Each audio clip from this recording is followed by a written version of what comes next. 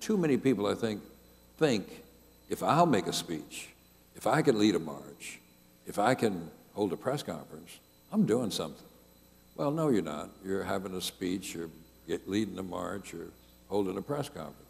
You're not necessarily creating social change. Thank you. One more question? Yes. Where do you see the NAACP fitting in sort of the globalized world now? And I'm sorry, what was the first one? Say it again, please. Where do you see the NAACP fitting in like the globalized world now? Do you see in the future maybe a world advancement for colored people? Well, we have recognized this as a globalized world long before other people did. We have always had an interest in the world beyond the borders of the United States. Our most distinguished founder, W.E.B. Du Bois, was one of the founders of the Pan-African movement in the world. Helped found the first of several Pan-African Congresses. Our General Counsel, Thurgood Marshall, helped Kenya to write their constitution. We now have revived an international committee which had fallen into disuse. We've sent people to Cuba, to Venezuela to monitor the most recent elections there, to other points of the globe. We just sent a delegation to France to help Afro-French people organize a civil rights organization similar to the NAACP. But compared to what we do here, our efforts there are relatively small. That is, outside the country are relatively small. We just don't have the resources to do it. But we've always had our eyes across the water that separates us from the rest of the world, and I hope that interest will grow and grow and grow. Thank you. We're going to have one more question, then we're going to have, okay, we're going to have one question, and we're going to finish over here with YouTube, and then we'll wrap up. Hi, Mr. Bond, thank you. As a student growing up in the South and integrating the schools, I wouldn't say integrating, desegregating at the time. I know that you can't say it, but I do want to say in light of Super Tuesday that I am for Senator Obama. And I do believe that the issues come down to healing this country and bringing it together, and that words do matter, and inspiration and a larger vision is what we need. I do think that sometimes, to my dismay, what I've seen is being a student of Dr. King and obviously the civil rights movement, I'm a little dismayed, and I'd like your observation on this fact. It seems as if, not all of them, but a lot of the civil rights leaders who marched with Dr. King, I'm interested in your perspective. They seem to be endorsing Senator Clinton, who I admire, and I think she's a very capable person. But in your opinion, is it political astuteness or is it a generational issue that you see? My perspective is that there are some who marched with the messenger, but perhaps didn't absorb the message. I'd like your comment, please. Well, I'm very struck. Just a while ago on the Lehrer NewsHour on public television, there was a debate between Joseph Lowery, who is a contemporary of Martin Luther King's and who supports Senator Obama, and John Lewis, who is my contemporary and supports Mrs. Clinton. So the notion that there's a generational divide, I think it doesn't hold as much water as we may think it does. And I was just looking at a chart of members of the Congressional Black Caucus, and they are split almost 50-50 between Mrs. Clinton and Senator Obama. I do think, and this is where the generation comes in, that there are people my age who didn't grow up with the Clintons, but who were in public life when Bill Clinton was president during his 2 terms and grew to have affection for him and transferred some of that affection to his wife, and her successive terms in the Senate from New York. And so she had a call on these people that Senator Obama did not have and could not have had. And so she started out with this advantage. But considering that she started out with that advantage, she's done remarkably well. So although I'm sure there are some generational differences, and I bet if you charted the supporters of each candidate, you'd find some stark generational differences. I don't think it's quite as stark as people think. Good evening, Mr. Bond. Thank you so much for coming out tonight. My question is as follows. There's no denying the role of corporate America in organizations today. With that being said, how do corporate donations affect the issues the NAACP chooses to address or not to address? And in addition, the approach the organization takes to addressing these issues. Thank you very much. Well, so far as I know, the corporate donations received at the NAACP national headquarters in Baltimore don't affect the direction or the scope or the energy with which we approach any issue in any way.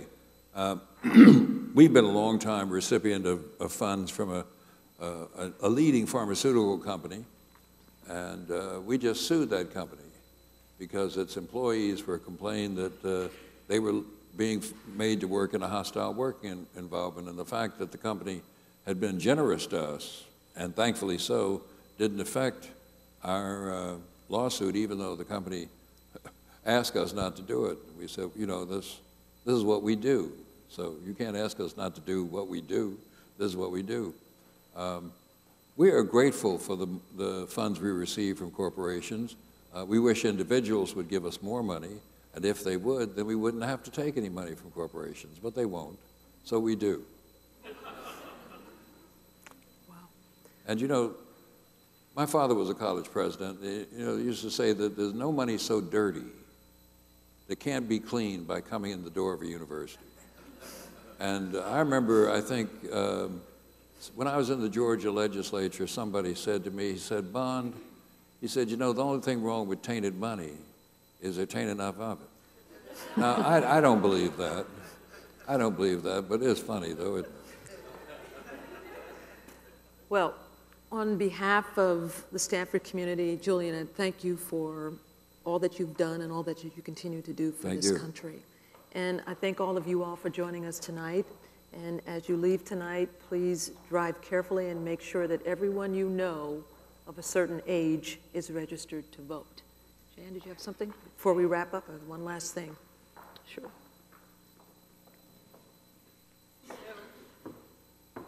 As I said, students, you got a 5-unit class tonight based on what you were able to learn.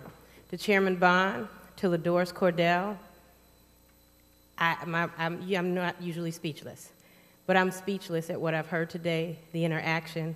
LaDoris, I have to say that you are a master at what you do, the research you have done.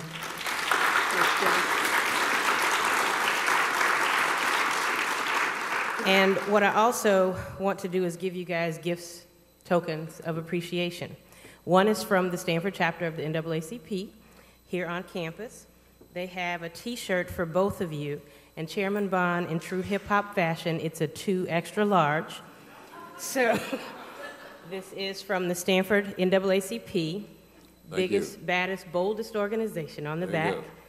Also, Chairman Bond, you'll be interested to know, there's an area on campus, the name of it is White Plaza. One day out of the year, we have something called Black Plaza at Stanford, where graduate students, undergraduate students get together, community building, and there's a T-shirt that's always done. This year's T-shirt, which is done by a company called DangerousNegro.com, I recommend you look them up. Black is a state of mind. And on the back, it has every student, black student organization on the back. I can see you're amazed at the list and how long the list is. But there is truly a great community here at Stanford. We want to thank both of you for your efforts tonight. And LaDoris, I'll turn it back to you. Thank you, Jan. Thank you. Thank you. Thank you, Jan. Thank you and the Stanford NAACP. Thank you a great deal for this. I'll wear it with pride. So,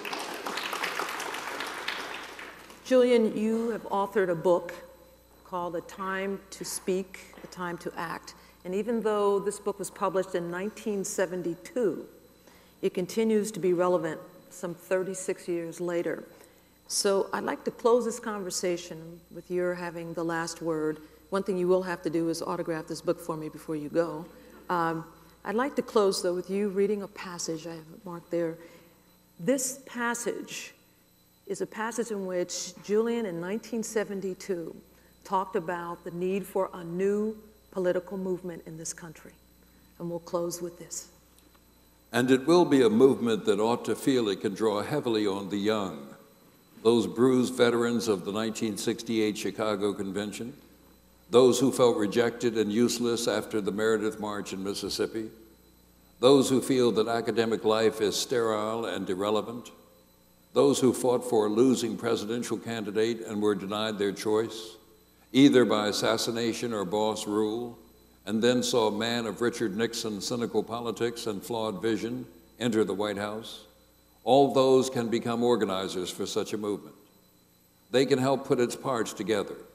They can help build a machinery powerful enough to take control in a peaceful, orderly fashion, or take control following the example of those who now exercise great power.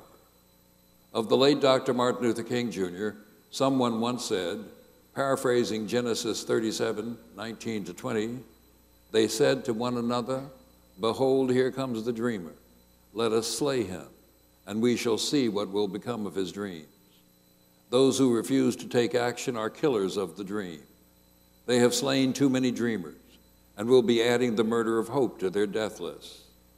But if we put this new political force together, then we can build the kind of world the silent Statue of Liberty seems to be seeking as she stands in the New York harbor and asks, give me your tired, your poor, your huddled masses yearning to breathe free, the wretched refuse of your teeming shore.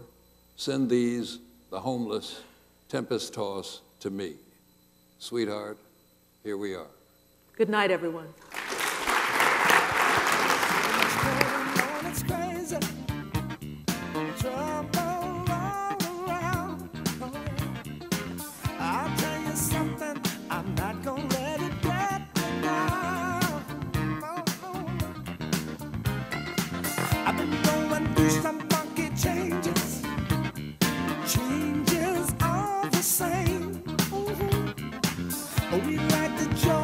But we can't really stand the pain. I'm just happy to see you and me back in stride again. I'm so happy to see you and me back in stride again. I'm gonna try to keep it coming. Things ain't always smooth, but I'll be alright as long as I can find